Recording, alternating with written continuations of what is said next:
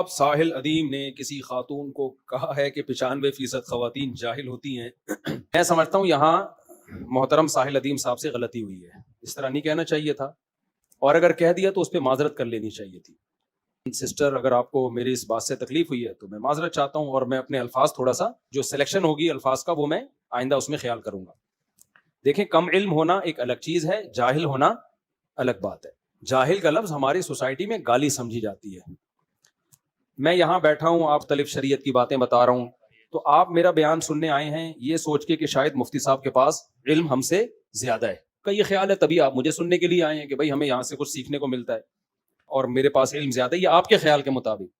لیکن میں اگر آپ کو کہوں آپ جاہل ہیں، دیکھو کچھ عربی کی اصطلاحات جو ہے نا وہ اردو میں آ کے چینج ہو جاتی ہیں۔ جاہل عربی زبان کا لفظ ہے، کم علم کو ہی کہا جاتا ہے، لیکن اردو میں جب آپ کسی کو جاہل کہیں گے نا تو یہ اس کا مطلب اس کی توہین ہی ہے، یہ انسلٹ ہی ہے، اس میں کوئی دو باتیں نہیں ہو سکتی۔ قرآن مجید میں سورہ ضحیٰ میں اللہ نے کیا فرمایا؟ وَوَجَدَكَ ضَالًّا فَهَدَىٰ۔ اب ضال کا اردو میں ترجمہ بنتا ہے گمراہ۔ ضال کسے کہتے ہیں؟ گمراہ آدمی کو، اردو میں ترجمہ یہی بنتا ہے، لفظی ترجمہ اگر کیا جائے ضال کا۔ قرآن کہہ رہا ہے وَوَجَدَكَ ضَالًّا فَهَدَىٰ، اے نبی ہم نے آپ کو ضال پایا اور ہدایت دے دی۔ تو ترجمہ کیا بنے گا؟ ہم نے آپ کو گمراہ پایا اور ہدایت دے دی۔ اس سے کیا میسج جائے گا کہ معاذ اللہ نبی صلی اللہ علیہ وسلم نے نبوت سے پہلے گمراہی میں زمانہ گزارا ہے، حالانکہ پیغمبر کبھی بھی گمراہ نہیں ہوتے، نہ نبوت سے پہلے نہ نبوت کے بعد۔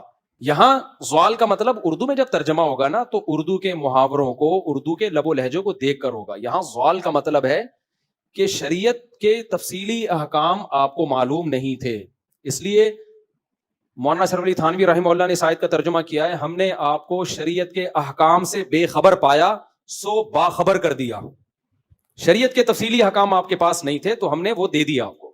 یا ہدایت کا مطلب بھی وہ نہیں ہے جو عام ہدایت ہوتی ہے، لیکن جب نبی کے بارے میں کہا جائے گا کہ نبی کو ہدایت مل گئی تو یہ ہدایت ترجمہ نہیں کیا جائے گا بھائی نبی تو ہدایت یافتہ ہی ہوتے ہیں، سیدھے راستے پر ہی ہوتے ہیں۔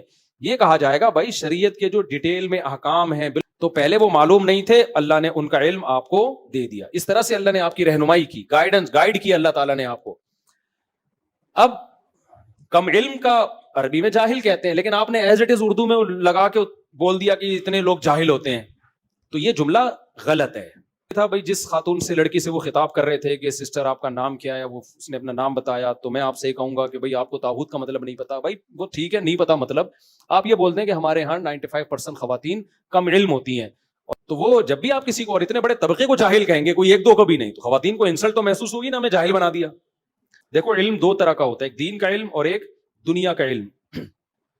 دنیا کا علم یونیورسٹیوں میں پڑھایا جا رہا ہے، آپ یونیورسٹیوں میں سروے کریں، چند شعبے ایسے ہیں جس میں لڑکے زیادہ ہیں، ان میں لڑکیوں کا کوئی کام ہی نہیں ہے نا، سول انجینئر تو لڑکے ہی بن رہے ہوتے ہیں، اس میں لڑکیوں نے کیا کوئی کنسٹرکشن تھوڑی کروانی ہے۔ لیکن جو ایجوکیشن سے متعلق، تعلیم سے خالصتاً تعلیم سے متعلق شعبے ہیں، شاہدہ ہے کہ لڑکیوں کی تعداد لڑکوں سے زیادہ۔ میرا تو اس پہ 10 سال پہلے بیان بھی ہوا تھا کہ لڑکیوں کے نمبر زیادہ آتے ہیں آج کل، لڑکے اکثر لونڈے لپاڑے پان گٹکے میں ٹائم برباد کر رہے ہوتے ہیں، گٹر کے ڈھکنوں پہ بیٹھے ہوئے ہوتے ہیں۔ اکثر دنیاوی تعلیم میں جو رزلٹ ہے اس میں لڑکیاں آگے ہیں، میجورٹی کی بات کر رہا ہوں، سب کی بات نہیں کر رہا، جو یعنی اگر آپ وہ کاؤنٹ کریں گے۔ دوسرا ہے دین کا علم۔ دین کے علم کی اگر آپ بات کرتے ہیں تو وہ مدارس میں پڑھایا جاتا ہے، تو آپ حیران ہوں گے وفاق المدارس میں بھی لڑکیوں کی تعداد لڑکوں سے زیادہ ہے، یعنی عالمہ بننے والوں کی تعداد عالم بننے والوں سے چند سال پہلے رپورٹ یہ تھی کہ زیادہ ہے، اب بھی زیادہ ہی ہوگی، زیادہ نہیں بھی ہو تو برابر سرابر ہی ہے۔ تو دین کا علم، دنیا کا علم، اس میں ایک دم کسی پہ یہ کہہ دینا کہ 95% خواتین جاہل ہوتی ہیں غلط ہے۔ اگر ہیں تو پھر مرد بھی ہیں، لڑکیاں جاہل ہیں تو مرد بھی کیا ہیں پھر؟ طاغوت کا مطلب تو اگر 95% لڑکیوں کو نہیں پتا تو لڑکوں کو کون سا پتا ہے؟ سمجھ رہے ہیں نا؟ تو آپ یہی کہیں کہ ہمارے ملک کی اکثریت کیا ہے؟ ان پڑھ ہے۔ خواتین کو خطاب کر کے کہنا کہ خواتین جاہل ہیں، یہ غلط۔ تو ایک بات تو یہ کلیئر ہونی چاہیے کہ ساحل ادیم ہمارے لیے قابل احترام ہے، کسی کا مذاق اڑانا مقصد نہیں ہے، لیکن ایک میڈیا پہ ایک ایشو بہت چل پڑا ہے، تو اس میں اس مسئلے میں ساحل ادیم کو فیور نہیں کروں گا۔ خلیل الرحمان قمر صاحب بھی ہمارے لیے قابل احترام ہے، انہوں نے جو میرا جسم میری مرضی والوں کو جس طرح سے طبیعت صاف کی تھی، بہت خاندانی کام کیا تھا، اور ان کے کلپ بھی اکثر آتے رہتے ہیں، اور یہ ان کی ایک اچھی عادت یہ ہے کہ یہ اس مغربی تہذیب سے متاثر نہیں ہے، اور عورت کی وہ آزادی جو مغرب آزاد کر رہا ہے نا، عورت کو باپ سے آزاد، بھائی سے آزاد، شوہر سے آزاد، اس آزادی کا بھی یہ قائل نہیں ہے، حالانکہ ڈرامہ نگار ہو کے اتنے لبرل ہو کر بھی ان کو اپنی روایات کا کافی پاس ہے، اور وہ اس آزادی کے قائل نہیں ہے، ان کے اکثر کلپ آتے رہتے ہیں۔ تو پھر بھی ایک بندہ اکیلا ڈٹا رہا، تو یہ ان کا عمل جو ہے قابل تعریف ہے. اس طرح سے مغربی کلچر سے متاثر نہیں ہے جس طرح عام طور پہ ڈرامہ نگار ہو جاتے ہیں. لیکن یہاں ان سے بھی مسٹیک ہوئی ہے. انہوں نے جو ساحل ادیم کو فیور کیا کو ڈانٹا گیا کہ آپ کو آیتیں سننے سے کوئی تکلیف ہو رہی ہے, اس طرح کے الفاظ کہے گئے. بھائی سوال اس کا یہ نہیں تھا کہ آپ قرآن کی آیتیں سنا کے غلط کر رہے ہو, سوال یہ تھا کہ آپ میرے سوال کا جواب نہیں دے رہے. دیکھو میں آپ سے کوئی بات کرتا ہوں, میں آپ سے کوئی واقعہ لے کے کوئی سوال پوچھ رہا ہوں, آپ قرآن کی آیتیں یا حدیثیں شروع کرو گے تو میں کیا کہوں گا؟ بھائی میں آپ سے سوال پوچھ رہا ہوں اور آپ مجھے کیا سنا رہے ہو؟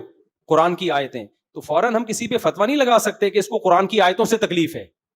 اس کو تکلیف اس بات سے ہوگی کہ میرا سوال کیا ہے اور آپ جواب کیا دے رہے ہیں. تو یہ غلط ہے. یہ اتنا کلپ وائرل ہوا ہے نا کہ میں گھر میں ہوا ہوں, میری چھوٹی بچی کہہ رہی ہے ابو طاغوت کسے کہتے ہیں؟ ابو طاغوت کسے کہتے ہیں؟ خلیل الرحمان قمر صاحب کو کہنا چاہیے تھا کہ بھائی اس موقع پہ جو ہے نا معذرت بنتی ہے. 2 لفظ معذرت کے بول دیتے اسی وقت کیا جاتا تھا یار, تو کیا جاتا تھا. اور خطا بھی ہوئی ہے. خلیل الرحمان قمر صاحب بھی ابھی تک وہ ان کے کلپ آ رہے ہیں ساحل ادیم ہی کو وہ فیور کر رہے ہیں, تو ٹھیک نہیں. میں نہیں سمجھتا کہ اس موقع پہ فیور کرنا چاہیے. اور یہ ساحل ادیم کی انسلٹ مقصد نہیں ہے, غلطی مجھ سے بھی ہو سکتی ہے, کسی سے بھی ہو سکتی ہے. لوگ اب میم بنا رہے ہیں.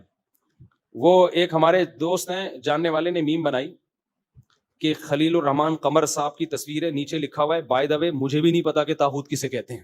یہ گاڑی اصطلاح ہے. طاغوت کا مطلب کیا ہے؟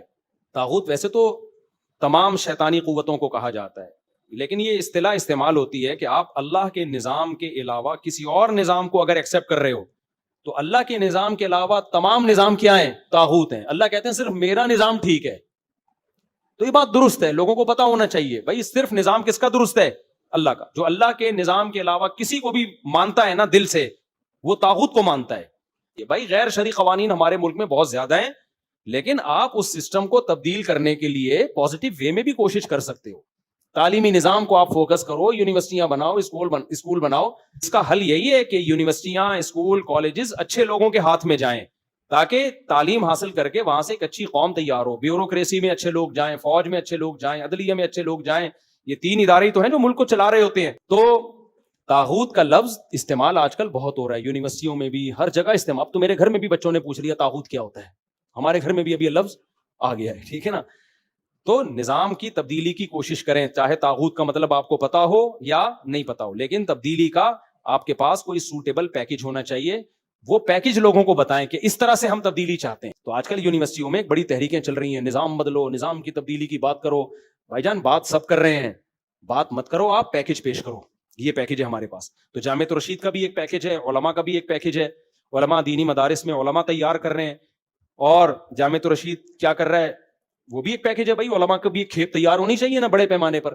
دوسرا پیکج جامعۃ الرشید کا بھی ایک پیکج ہے کہ بھائی ہم ان لوگوں کو عالم بنائیں جو پہلے سے پڑھے لکھے ہیں, تاکہ وہ اداروں میں جا کے کام کریں. بیوروکریسی میں لوگوں کو بھیجا جائے, پھر یونیورسٹیاں اپنی بنائی جائیں. تبھی غزالی یونیورسٹی بنا دی ہے جامعۃ الرشید نے, خالی باتیں نہیں کی ہیں, یونیورسٹی بنا دی ہے. آپ جائیں گے کہ بھئی آپ کیا کر رہے ہو, وہ پورا ان کے پاس ایک پریزنٹیشن ہے ویڈیو کی شکل میں. وہ بتائیں گے بھئی اتنا کام ہو چکا ہے, اتنا باقی ہے, اور یہ ہمارا سلیبس ہے, اور اس طرح سے کام ہوگا, اور اس طرح کے ہم لوگ تیار کر رہے ہیں مستقبل میں. بنایا ایک پیکج ہے. آپ دیکھیں گے آپ پاگل ہو جائیں گے دیکھ کے, یار زبردست, ویل ڈن, کوئی کام کر کے دکھایا. پھر آپ ان سے پوچھیں گے کہ یہ کچھ بنا بھی ہے اب تک, کوئی رپورٹ ہے, وہ دکھائیں گے یہ ہمارے طلبہ ہیں جو ہم نے تیار کر لی ہیں, جو ان اداروں میں کام کر رہے ہیں. تو ایسا کوئی بھی ادارہ ہو, خالی اکیلا جامعۃ الرشید نہیں, اور بھی بہت سارے مدارس ہیں. تو جو کچھ کر رہا ہے نا وہ کر کے دکھائے, پھر آپ کہیں کہ بھائی بہترین ہو گیا. خالی بات کرنا کہ طاغوتی نظام اور نظام کی تبدیلی اور تبدیلی کی باتیں, تو باتیں بھائی جتنی مرضی کرتے رہو, سوائے لوگوں کا ذہن خراب ہونے کے, کنفیوژن پیدا ہونے کے کچھ بھی حاصل نہیں ہوگا. جو کام ہو رہا ہے ہم اس سے بھی رہ جائیں گے. تو ایک تو محترم ساحل ادیم صاحب سے میری گزارش یہ ہے کہ وہ کیا کریں, معذرت کر لیں, کچھ نہیں ہوتا اس سے. دوسری گزارش یہ ہے کہ اچھا کام کر رہے ہیں, بہت سی اچھی باتیں کرتے ہیں, اپنے لب و لہجے میں تھوڑی سی نرمی پیدا کریں. بہت دنوں سے خیال ہو رہا تھا میں کہوں, میرے پاس ان کا پرسنل نمبر نہیں ہے, ویسے تو فون پہ یہ باتیں بتانی چاہیے, لیکن اب یہ چونکہ پھیل گئی ہیں. بہت سارے لوگ کمپلین کرتے ہیں بھائی ساحل ادیم صاحب کو سنو نا تو ڈر لگنے لگتا ہے, خوف پیدا ہونے لگتا ہے, پتہ نہیں ایک دم ڈانٹنا شروع کر دیتے ہیں نا. وہ اینکر کہتے ہیں میرا کیا قصور ہے بھائی, مجھے کیوں ڈانٹ رہے. تو تھوڑا سا کیا پیدا کریں, مذہبی اسکالرز کو اس زمانے میں بہت نرم ہونے کی ضرورت ہے. لوگ بہت بتکے ہوئے ہیں مذہبی لوگوں سے. لوگ سمجھتے ہیں یہ جو مذہبی اسکالر ہیں ان کے سر پہ سینگ ہوتے ہیں, جہاں بھی جاؤ گے یہ ٹکر ماریں گے, ڈرے ہوئے ہیں لوگ. بعض اس لیے ڈرتے ہیں کہ چندہ مانگ لیں گے، بعض اس لیے ڈرتے ہیں دائرہ اسلام سے خارج کر دیں گے، بعض اتنا ڈرا دیتے ہیں تمہیں یہ نہیں پتا، تمہیں یوں نہیں پتا. وہ کسی نے میم بنائی ہے کہ کوئی بندہ جا رہا ہے کسی لڑکی کے ساتھ نا ڈرائیونگ کرتا ہوا، اس لڑکی سے پوچھا تو طاغوت کا پتا ہے؟ اس نے کہا نہیں. نکل یہاں سے، تجھے طاغوت کا نہیں تجھے طاغوت کا پتا ہے؟ کہہ رہی نہیں مجھے تو نہیں پتا. چل میں نکل، تجھے طاغوت کا نہیں پتا. پاکستانی قوم تو فارغ بیٹھی ہوئی ہے نا، آپ کو پتا ہے فارغ بیٹھی ہوئی ہے نا، یہ 95% جن کو واقعی نہیں پتا تو وہ میم کا پتا ہے ان کو کہ طاغوت پہ میم کیسے بنائی جاتی ہے. تو تھوڑا مذہبی لوگوں کو نا لب و لہجے میں ٹاک شوک میں کیا پیدا کرنے کی ضرورت ہے؟ نرمی، تھوڑا ریلیکس، آرام سے، محبت سے، تمیز سے. دین کو اتنا پیچیدہ بنا کے نہ پیش کریں کہ لوگ ڈر جائیں. نبی صلی اللہ علیہ وسلم نے فرمایا کلم الناس علی قدر عقولہم، لوگوں سے ان کے مینٹل لیول کے حساب سے بات کیا کرو. ساحل ادیم صاحب صرف ایک گزارش کی حد تک یہ بات کہہ رہا ہوں، اکثریت کو طاغوت کا نہیں پتا، تو اس کا طریقہ یہ تھا کہ آپ بتا دیتے کہ دیکھو بیٹا یا بہن، آپ کو میں بتاتا ہوں تھوڑا طاغوت کا مطلب ہے ہم ایک برے نظام پہ جو راضی ہو کے رہ گئے ہیں، یہ غلط ہے. اللہ کے سوا جتنے بھی نظام ہے دنیا میں وہ سب کیا ہیں؟ طاغوت ہیں. اگر آپ ان کو دل سے ایکسیپٹ کرتے ہو تو آپ نے گویا طاغوت پر ایمان لے آیا. یہ بھی ایک طرح کا شرک ہے، تو ہمیں شرک سے بھی توبہ کرنی چاہیے. تو بھائی اگر آپ کو ایک چیز نہیں پتا تو مجھے کیا چاہیے؟ میں یہ بولوں تجھے پتا ہے؟ نہیں پتا، جاؤ. وہ ایک لطیفہ یاد آ رہا ہے یار، ملا نصیر الدین کا ایک لطیفہ ہے نا. ملا نصیر الدین جو تھے نا، ان کو تقریر کرنا نہیں آتی تھی. یہ میں کوئی ساحل ادیم پہ فٹ نہیں کر رہا، یہ ہٹ کے ایک لطیفہ ہے. ملا نصیر الدین کو تقریر کرنی نہیں آتی تھی نا، تو ملا نصیر الدین نے اب پریشان کہ یار میں کیسے تقریر کروں. جلسے میں کہا کہ لوگوں آپ کو پتا ہے میں ایک بات بتانا چاہتا ہوں. لوگ اس طرح ہی کہتے ہیں نا آپ کو پتا ہے، تو لوگوں نے کہا نہیں پتا. تو اس نے کہا تمہیں تو محاوروں کا ہی نہیں پتا. یعنی یہ تو ویسے ہی ایک پوچھا جاتا ہے کہ آپ کو پتا ہے میں ایک بات بتانا چاہتا ہوں، اس کے جواب میں لوگ خاموش رہتے ہیں نا، پھر ہم اپنی بات شروع کرتے ہیں. تو لوگوں نے کہا ہمیں نہیں پتا.